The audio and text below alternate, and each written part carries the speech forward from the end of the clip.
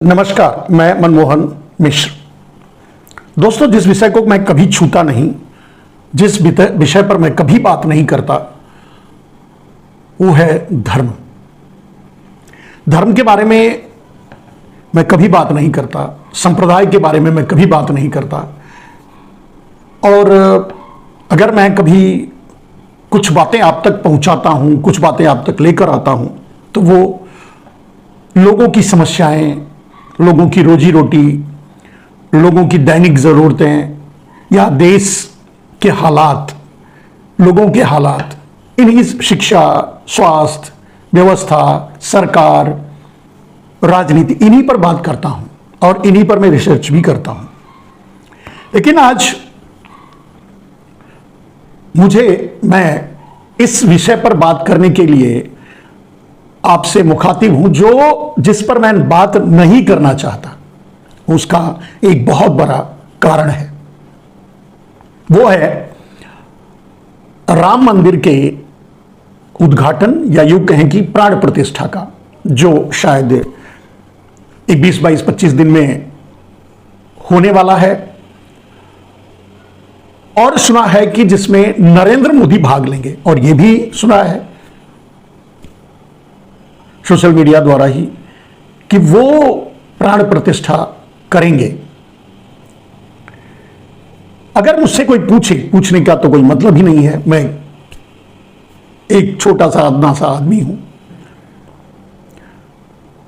लेकिन अगर यूं कहा जा सकता है कि अगर मेरा मानना है कि ये नरेंद्र मोदी के हाथों नहीं होना चाहिए। नरेंद्र मोदी इस योग्य नहीं है कि वो रामलला के मंदिर की प्राण प्रतिष्ठा में भागीदार भी हों, वहां रहें भी, वहां मौजूद भी रहें, वहां जाएं भी। यह मेरा मानना है।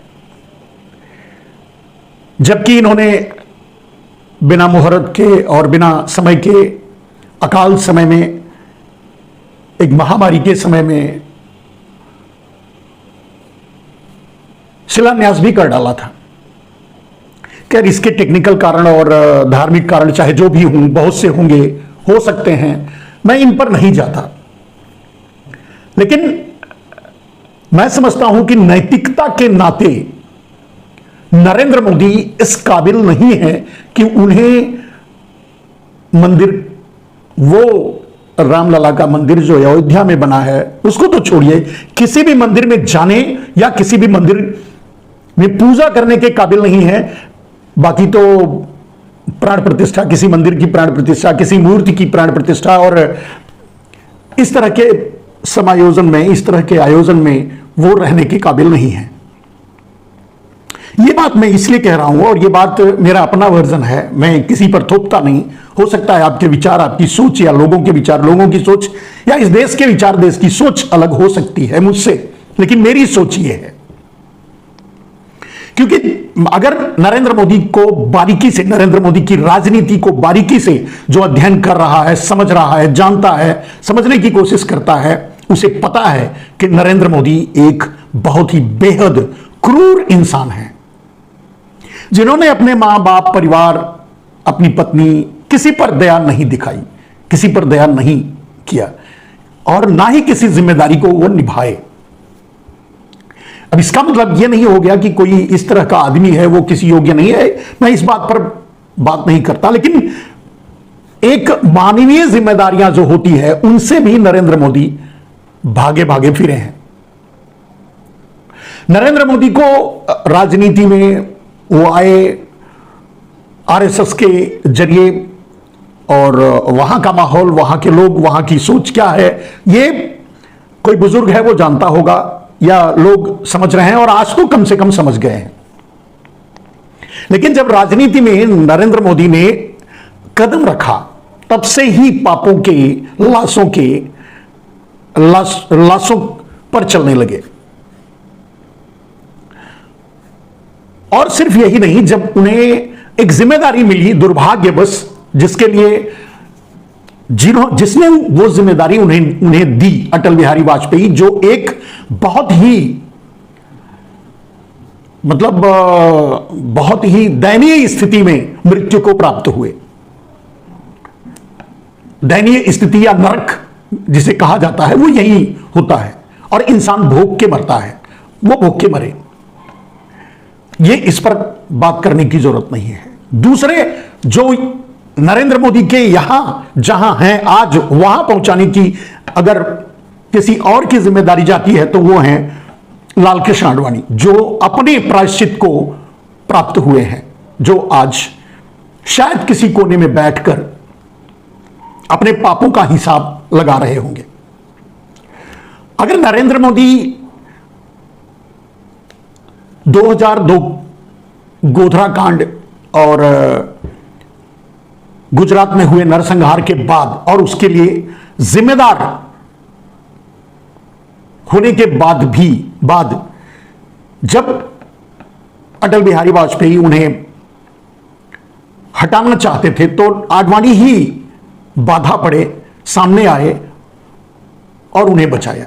आज उनका क्या हाल है कि आडवाणी और मुरली मनोहर जोशी को इस समारोह से दूर रखा जा रहा है, और उनके साथ जो हो रहा है यह होना चाहिए। इस तरह के पापों के भागीदार जो होते हैं उन्हें उसकी सजा मिलती है।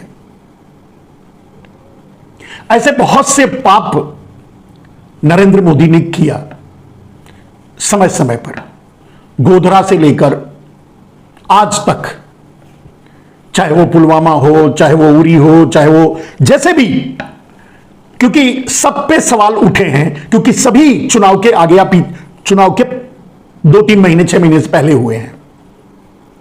और अगर इतने जघन्य, सिर्फ इतना ही नहीं, नोटबंदी में 200-300 लोग लाइन में खड़े होकर मर गए, 700 से ज्यादा किसान दिल्ली में आंदोलन करते हुए शहीद हो गए, नरेंद्र मोदी को जिम्मेदार बताते हुए आत्महत्या भी किए और मरे भी, उन सबके लिए नरेंद्र मोदी जिम्मेदार हैं। चाहे मणिपुर हो, चाहे बालासोर की घटनाएं हो, चाहे किसी भी तरह से। अब अगर मान लीजिए कि किसी आपदा में भी जहां 50 लाख लोग मर गए, उसके लिए भी इनडायरेक्टली नरेंद्र मोदी जिम्मेदार हैं। और खास करके जब आदमी एक गद्दी पर बैठा रहता है, राजा की जगह बैठा होता है, तो जिम्मेदारी उसी की होती है। और यहां तो सीधे नरेंद्र मोदी का हाथ पैर सर पूरा शरीर इस डाल करके इतने बड़े बड़े पाप, जघन्य पाप उन्होंने किए, करवाए हैं राजनीति के लिए। अगर यूं कहें तो नरेंद्र मोदी के कंधों पर लाखों लाख लोगों की लाशें अटकी पड़ी हैं। कोई जवाब नहीं है सरकार के पास, नरेंद्र मोदी के पास, उनके चाहने वालों के पास। और उन सारे पापों का हिसाब बस एक तौर पर देते हैं कि वो चुनाव जीत लेते हैं तो वो सही है। क्या भगवान श्री राम भी यही मानते हैं कि नरेंद्र मोदी सही हैं? लोगों की लाशों पर चढ़ करके वोट मांगने वाले नरेंद्र मोदी सही हैं? महिलाओं के मान सम्मान को सड़कों पर कुचलते हुए देखते रहे, कुछ नहीं किया, कुछ नहीं बोला, क्या वो सही हैं? क्या वो नोटबंदी में हुए लोगों की मौतों के लिए जिम्मेदार नहीं है? गोधरा कांड के लिए जिम्मेदार नहीं है? उसके बाद हुए दंगों में मारे हजारों हिंदू और मुसलमानों की मौतों के लिए जिम्मेदार नहीं है? क्या वो पुलवामा के लिए जिम्मेदार नहीं है? क्या वो ऐसे बहुत सी घटनाएं और बहुत सी मौतों के लिए वो जिम्मेदार नहीं है? चलिए, इंसान या उनका मंत्री या उनके साथ रहने वाला, या अगर किसी स्वार्थवश, किसी कारणवश अगर वो ये नहीं मानता, तो सवाल आज मेरा ईश्वर से है, उस भगवान से भी है जो अयोध्या में विराजित किए जाएंगे, जो अयोध्या के राम मंदिर में स्थापित किए जाएंगे। मेरा सवाल, अगर किसी इंसान के समझ में नहीं आ रहा है तो क्या भगवान श्री राम के भी समझ में नहीं आ रहा होगा? चलिए, अगर इंसान समझ नहीं पाया, इंसान देख नहीं पाया, नरेंद्र मोदी ने लोगों के आंखों पर पर्दा डाल दिया, लोगों की आंखों में धूप झोंक दिया, अपने सारे पापों पर पर्दा डाल लिया, अगर ऐसा सब कुछ कर लिया तो क्या ईश्वर भी अनभिज्ञ है? क्या भगवान श्री राम जिसके प्राण की प्रतिष्ठा की जाएगी, यूं तो नरेंद्र मोदी और भारतीय जनता पार्टी भगवान श्री राम का अपमान बार बार कर रही है, पोस्टरों के जरिए, अपने संवादों के जरिए, लेकिन वो भगवान पर ही छोड़ते हैं। और अगर आज आने वाले दिनों में 20-22 दिन के बाद, शायद 22 जनवरी को, अगर नरेंद्र मोदी प्राण प्रतिष्ठा में शामिल होते हैं या प्राण प्रतिष्ठा में सहभागी होते हैं या प्राण प्रतिष्ठा में, मुझे नहीं लगता कि फिर ईश्वर में कम से कम मेरी आस्था बचेगी। अगर इस तरह के पापी, इस तरह के दुराचारी, इस तरह के व्यभिचारी, इस तरह के, अगर यही सही है, अगर इनके कार्य ही सही हैं और इसे भगवान भी स्वीकार करते हैं और मानते हैं, तो फिर मैं नहीं समझता कि भगवान का कहीं कोई अस्तित्व है।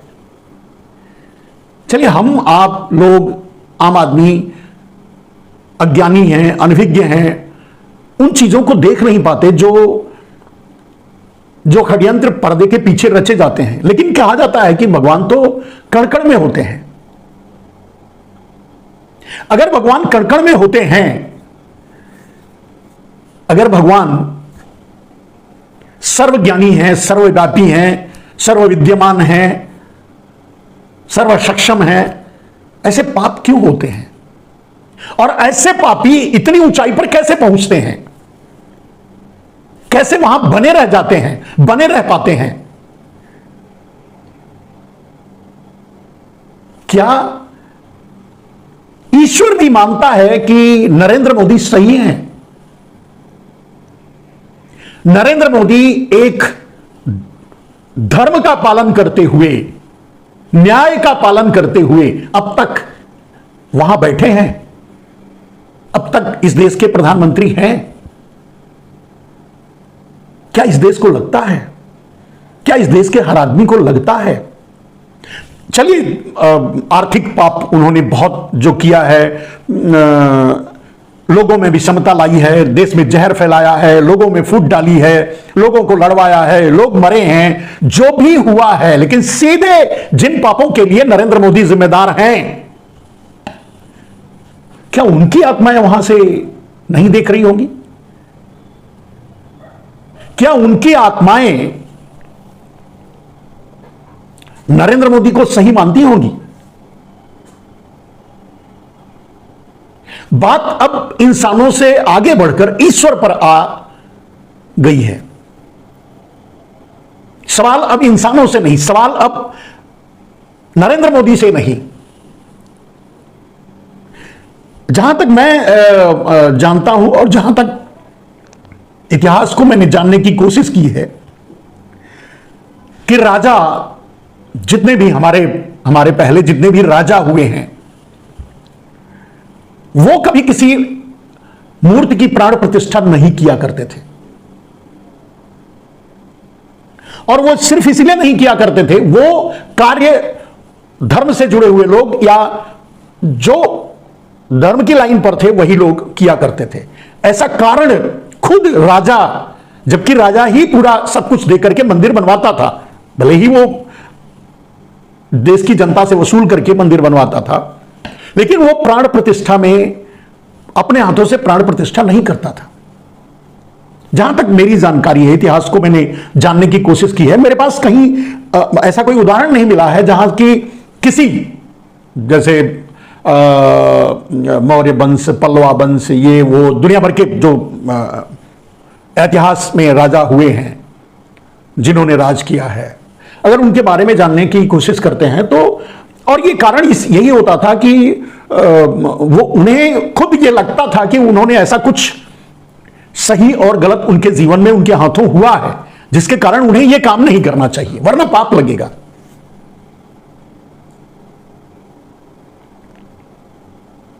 ये सोच, क्योंकि वो बड़ी सोच के लोग थे, समझदार लोग थे। यहां आज फोटो सेशन, फोटोजेनिक या सिर्फ प्रचार और इवेंट मैनेजमेंट के प्रधानमंत्री हैं, इनको उन बातों से कोई मतलब नहीं है, इसलिए ये कुछ भी कर रहे हैं। शिलान्यास भी कराए और अब प्राण प्रतिष्ठा भी करने जा रहे हैं। लेकिन मैं नहीं समझता कि क्या नरेंद्र मोदी के कर्मों को, नरेंद्र मोदी के कंधों पर बिछी लाशों को, नरेंद्र मोदी के पैरों तले कुचले गए इंसानों को जब आप ध्यान से देखेंगे तब आप एक बार सहम जाएंगे, सोचेंगे कि सचमुच अगर क्या ईश्वर है, ईश्वर होता है, और अगर है तो इतने घृणित काम के लिए, इतने घृणित हाथों से इतने पुण्य के काम को रोक क्यों नहीं सकता?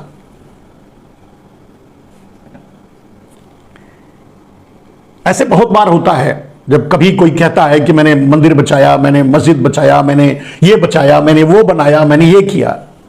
बहुत लोग बोलते हैं। इंसान अपने आप को नहीं संभाल पाता, नहीं बचा पाता, नहीं रक्षा कर पाता, वो ईश्वर की क्या रक्षा करेगा अगर ईश्वर है तो। मैं नहीं समझता कि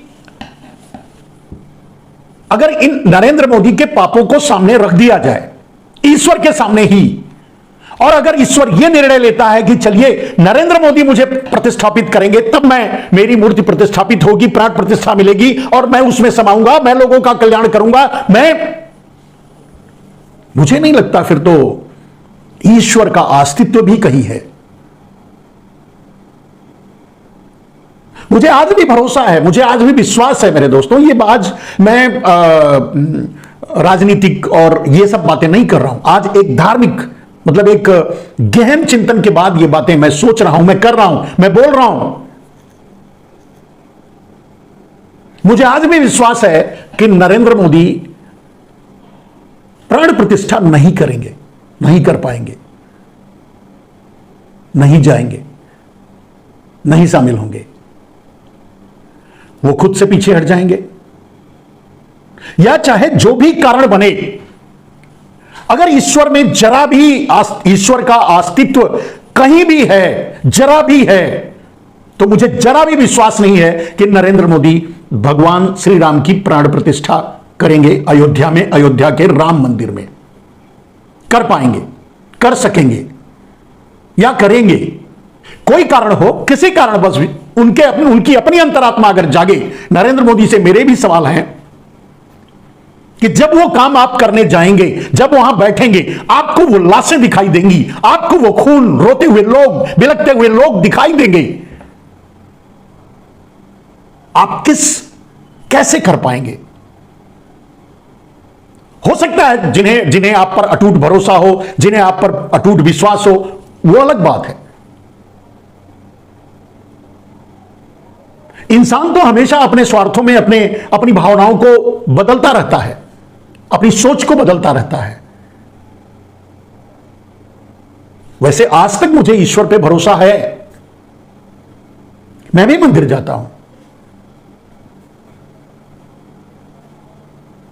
भगवान का दर्शन करने के लिए, लेकिन मेरी आत्मा कभी इस बात को स्वीकार नहीं करेगी कि उस मूर्ति की प्राण प्रतिष्ठा, जिस मूर्ति की प्राण प्रतिष्ठा आपने की हो, यानी नरेंद्र दामोदर दास मोदी ने की हो, जो लाखों लाशों को लेकर अपने कंधों पर टहल रहे हैं, अपने पैरों के नीचे न जाने कितनों को कुचलकर मार डाला है, अपनी नीतियों से न जाने कितनों को मरने पर मजबूर किया है, बेघर किया है, आत्महत्या करने के लिए मजबूर हुए हैं, लोग मरे हैं। यहां तक कि आपके नाम से, यानी प्रधानमंत्री के नाम से, यानी नरेंद्र दामोदर दास मोदी के नाम से लेटर लिख करके मरे हैं कि आप मेरी मौत के लिए जिम्मेदार हो। वो आत्माएं आज कहां हैं? वो आत्माएं आपसे पूछेंगी जब आप एक मूर्ति में प्राण प्रतिष्ठा करने जाएंगे, एक मूर्ति को प्रतिष्ठित करेंगे, स्थापित करेंगे, उसमें प्राण डालेंगे। यही होता है ना। उसके बाद वो मूर्ति जीवित हो जाती है, जीवंत हो जाती है, लोगों का कल्याण करती है। लेकिन मेरा विचार, मेरी भावनाएं इस बात के लिए कचोट रही हैं, सोच रही हैं, कह रही हैं, मुझसे ही सवाल कर रही हैं, और मेरे पास इसका जवाब नहीं है कि अगर इस तरह के पापी लोग भी किसी मूर्ति की स्थापना करते हों, क्या वो मूर्ति किसी का भला कर सकती है? क्या वो मूर्ति दर्शनीय हो सकती है? क्या वो मूर्ति दिव्य हो सकती है?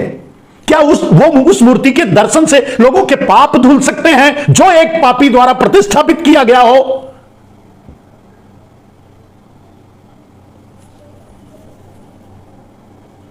मैं नहीं मानता। ये 22 दिन या 25 दिन जो भी है, 22 जनवरी जब भी ये प्राण प्रतिष्ठा होना है, मैं देखूंगा। मैं देख रहा हूं, मैं सोच रहा हूं। आज भी मेरी आस्था है ईश्वर में। ईश्वर नरेंद्र मोदी को रोकेगा, ये पाप नहीं करने देगा।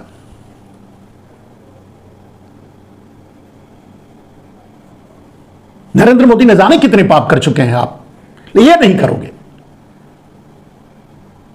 क्योंकि जो भी इंसान आपके इतिहास को पढ़ेगा, आपके वर्तमान को समझने की कोशिश करेगा, उस मंदिर में जाएगा, उसमें सबसे पहले आप दिखेंगे, उसके दिमाग में चलेंगे, उसके दिमाग में उस छाए रहेंगे, उसके दिमाग में। कहां वो भगवान से जुड़ पाएगा? कहां वो ईश्वर को समझ पाएगा? कहां वो ईश्वर से कुछ मांग पाएगा? और कौन वो, और शायद इसीलिए मैं समझता हूं कि पुराने राजा महाराजा जो होते थे वो प्राण प्रतिष्ठा में भाग नहीं लेते थे, प्राण प्रतिष्ठा नहीं करवाते थे। जो करते थे धर्म से जुड़े हुए लोगों को करने देते थे, उनसे करवाते थे। शायद इसीलिए वो सबके साथ न्याय नहीं कर पा रहे होंगे। उनकी अपनी आत्मा जरूर कहीं ना कहीं उनके छल कपट से राज्य हासिल करना, चलाना, या उस आत्मबोध से वो समझते रहे होंगे अपने आप को। इसके लिए वो ऐसा काम करने की कोशिश नहीं। आप तो इवेंट के लिए कुछ भी कर सकते हैं, किसी को भी धकिया सकते हैं, किसी को भी हटा सकते हैं। ईश्वर का भी इस्तेमाल करने जा रहे हैं आप राजनीति के लिए। 22 जनवरी की प्राण प्रतिष्ठा जून और जुलाई में भी हो सकता है, लेकिन क्योंकि भगवान राम के नाम का इस्तेमाल करके आपको आगे चुनाव जीतना है, लोगों को भड़कलाना है, इसलिए 22 जनवरी ही आनंद फानंद में। शायद पूरी तरह से मंदिर भी अभी तैयार नहीं हो पाया है, क्योंकि आपका मकसद, जब आपका उस प्राण प्रतिष्ठा का मकसद ही कुत्सित है, एक षड्यंत्र से भरा हुआ है, एक पापी सोच से ग्रसित है,